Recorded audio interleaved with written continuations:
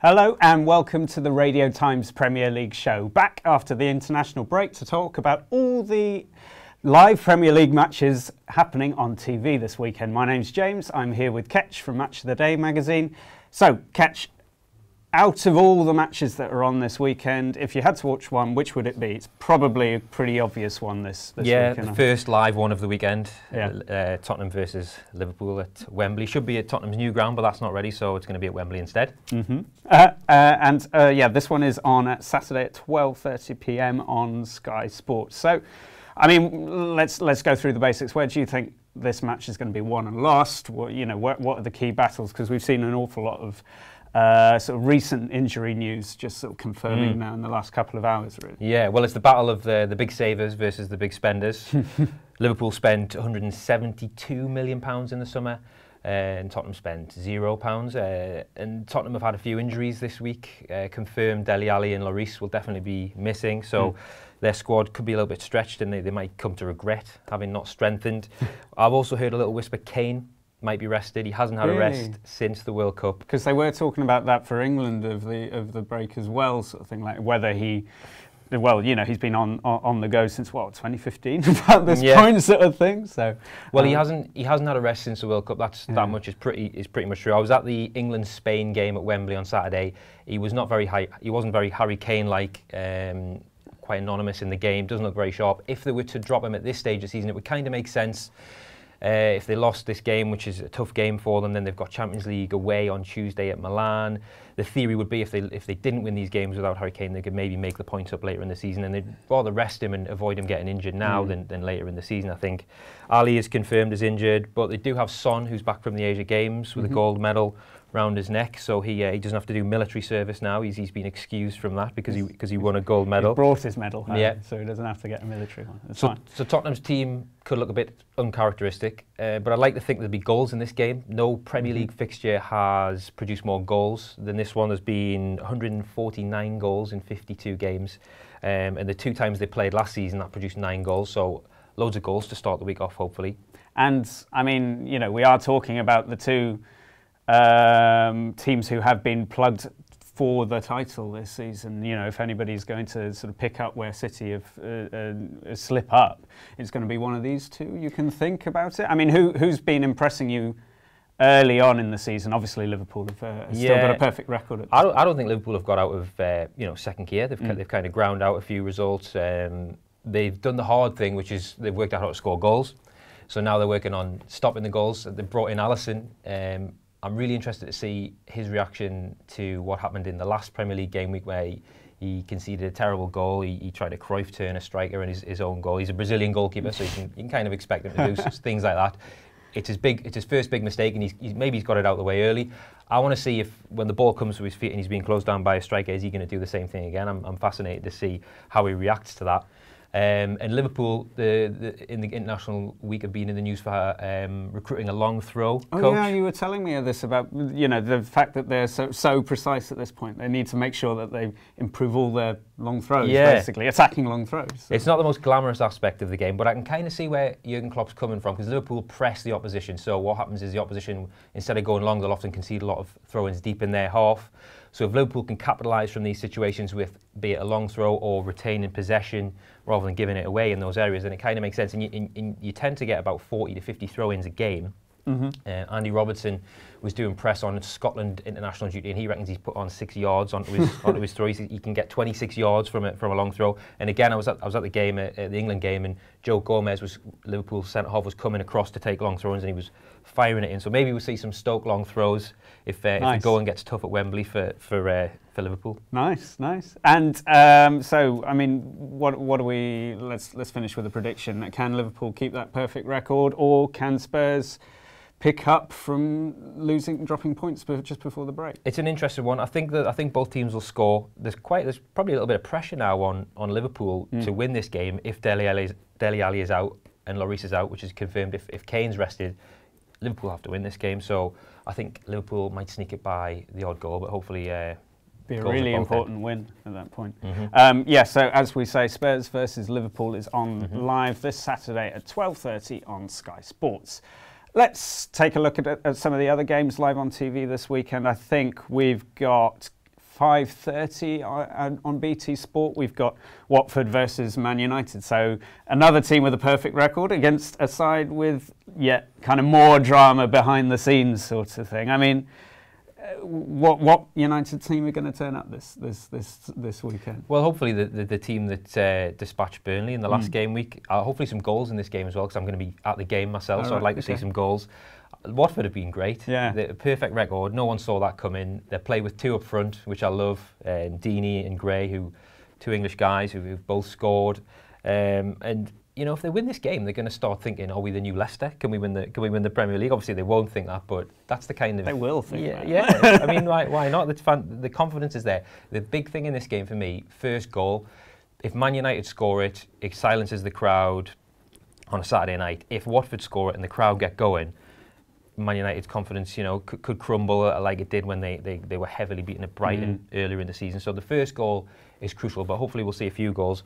No Luke Shaw for Man United. He took a nasty head knock in the England game against Spain on Saturday. Rashford suspended, but David De Gea had a fantastic game against England, 2 world-class saves. Maybe he's coming back into form. And Sanchez and Lukaku, they looked much sharper against Burnley. So maybe starting to click for Man United. It needs to. Yeah, certainly. I mean, are you backing Watford for a home victory at that point? I think it comes down to the first goal. I think if Man United score the first goal, they'll win.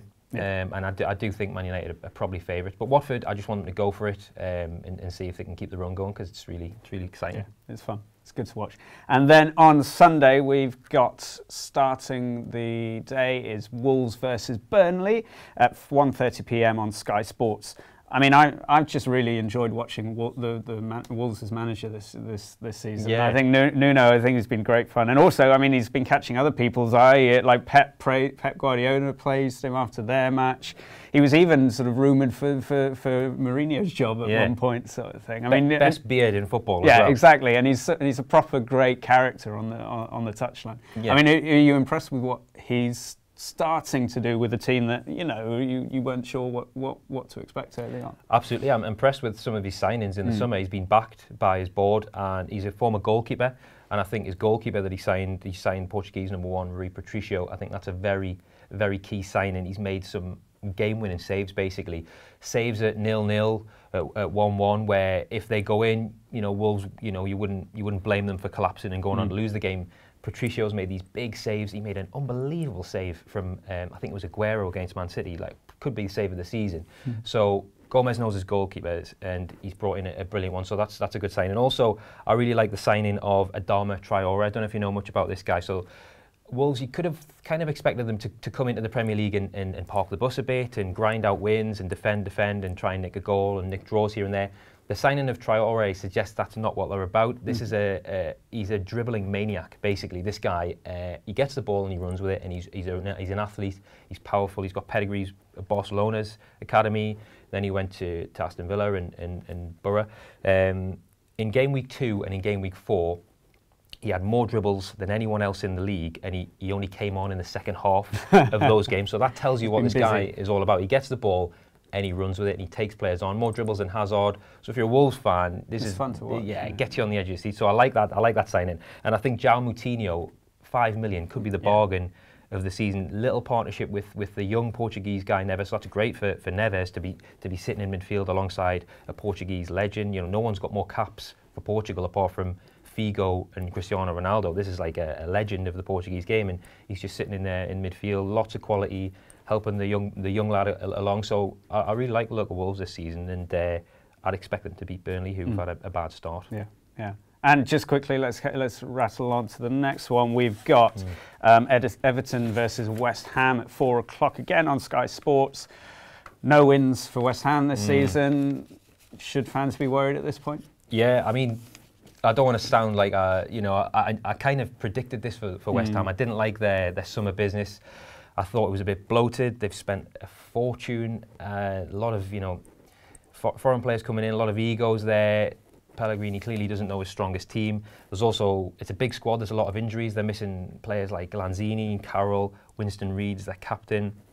So it's hard to get. There's no cohesion there. I don't see much team spirit. And the big talking point is the midfield at West Ham. There's no legs. There's no energy. There's players like Noble, Wilshere, who will sit and pass, but there's no one to get box to box really. So there's a big gap there in West Ham's team. Mm-hmm.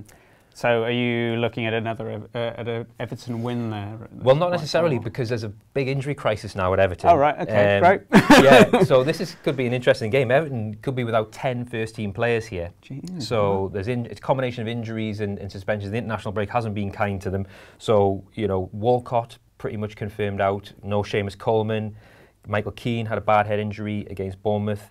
And their new signings, Yerry Mina, Gomez, Bernard, still not fit, still not ready to play.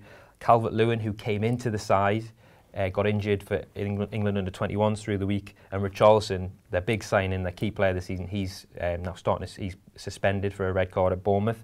So luckily Everton have spent big, and they've got quite a deep squad, so could expect a couple of young English players to come in, Ademola Lookman and John Joe Kenny, who are really talented young English fullbacks. So from an England point of view, nice to see some young English players getting some minutes in the Premier League. Great stuff. And then finally on Monday night, we've got Southampton versus Brighton.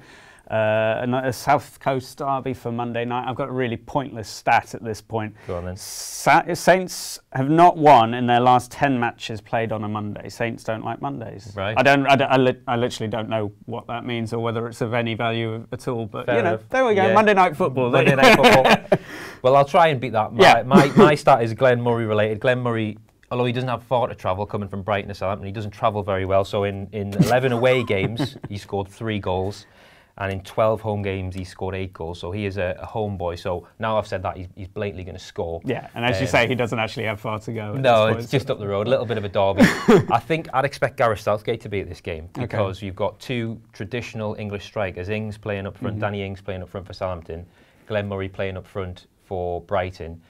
Jamie Vardy's retired from international football. There's a gap there. Danny Welbeck didn't exactly set the world alight in the 2 games he played in the last international break. So Ings especially, who's a young English striker, if he can keep scoring, he could expect to be knocking on the door of the next England squad. And Murray, 35-year-old journeyman footballer, it would be a nice story, wouldn't it, if he could keep scoring and make life difficult for Gareth Southgate. So Southgate should be there having a look at these two traditional English strikers, a bit of a rarity in today's game. Very good. I know they played very recently in the Carabao Cup as well, didn't they? But have you got any prediction for this one? I think Southampton. They had a very good win in the last game week away at Palace. So and Ings is scoring. So I think they're getting it together, and I fancy them to nick this one. Great. Thanks very much, Ketch. Is there anything else that you want to talk us through at this point? It would be remiss of me to not mention that there's a new Match of the Day magazine out. We're a weekly magazine, so if there's any young football fans in your life, feel free to stick a copy of Match of the Day magazine in the supermarket trolley next time you're out and about. It's a boot special. So we've picked out 25 boots that have caught our eye in the last few years, and we're inviting young football fans to rate them. There's also 2 giant posters in the magazine, one of which is a limited edition illustration by a very talented artist called Dave Flanagan. And we're gearing up for Match Attack season, so these are the cards that young football fans like to collect. We've got them exclusively next week in Match of the Day, but this week we're revealing who's got the best stats in the 2018-19 Match Attacks collection. So it's the equivalent of FIFA 19, all the stats released for that. This is it, very good, very good. And if you want to find out all of the fixtures on this weekend, as well as any of the sport on TV, check out radiotimes.com. We've got all the listings and all the guides to all the different channels, and how to get it for hopefully not as expensive as the Sky Sports subscription. But we'll see you again next week. Thanks very much for watching.